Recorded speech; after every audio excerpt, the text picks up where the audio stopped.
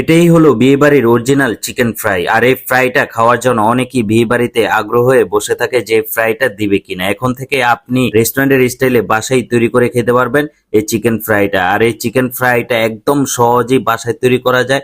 আপনি কিভাবে করে বাসায় তৈরি করবেন সম্পূর্ণ রেসিপি এই ভিডিওতে থাকবে।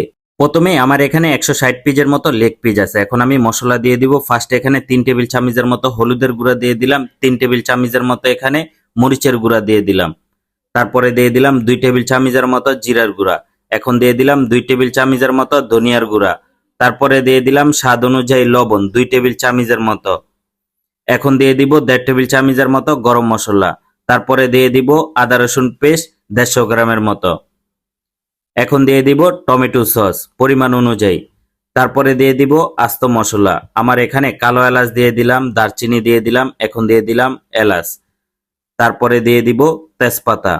আপনাদের পরিমাণ অনুযায়ী আপনারা অল্প অল্প করে দিয়ে দিবেন। তারপরে দিয়ে দিলাম সয়াবিন তেল, এখন অল্প একটু পানি দিয়ে দিলাম। এই পানির ভিতরেই আমি মুরগিটা সিদ্ধ করে নিব।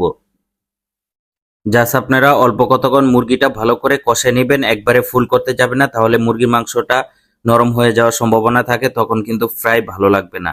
তো আপনারা অল্প করে কষে মুরগিটা দ্রুত উঠে নেওয়ার চেষ্টা করবেন।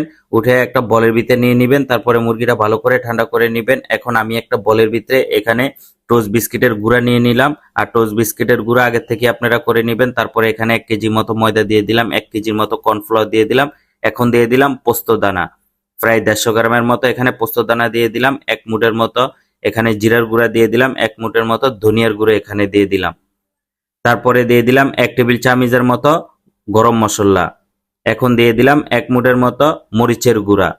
তারপরে এখানে সবগুলো ইনগ্রেডিয়েন্টস খুবই ভালো করে মিক্স করে নিব। আমি কিন্তু 2 হাত দিয়ে খুবই ভালো করে মিক্স করে নিচ্ছি, কারণ আমার কাজ খুবই দ্রুত করতে হবে, সেজন্য এই 2 হাত ব্যবহার করেছি।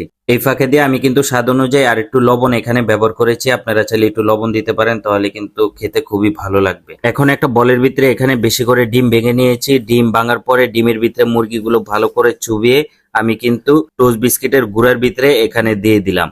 দেখেন, টোস্ট বিস্কিটের গুঁড়ার ভিতরে দেওয়ার পরে খুবই ভালো করে মিক্স করে নিতে হবে, এমনকি হাত দিয়ে চেপে চেপে ভালো করে আপনারা মিক্স করে নেবেন, তাহলে একদম পারফেক্ট ভাবে আপনারা চিকেন ফ্রাইটা তৈরি করতে পারবেন।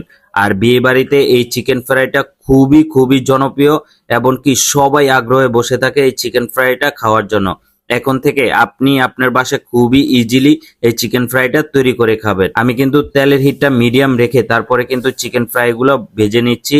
একদম মচমচে করে আপনারা ভেজে নিতে পারবেন, খেতে খুবই খুবই লোভনীয় লাগে। দেখেন প্রিয় বন্ধুরা, আমি কত মচমচে করে চিকেন ফ্রাইটা ভেজে নিচ্ছি। এভাবে করে আপনিও বাসায় তৈরি করে নেবেন।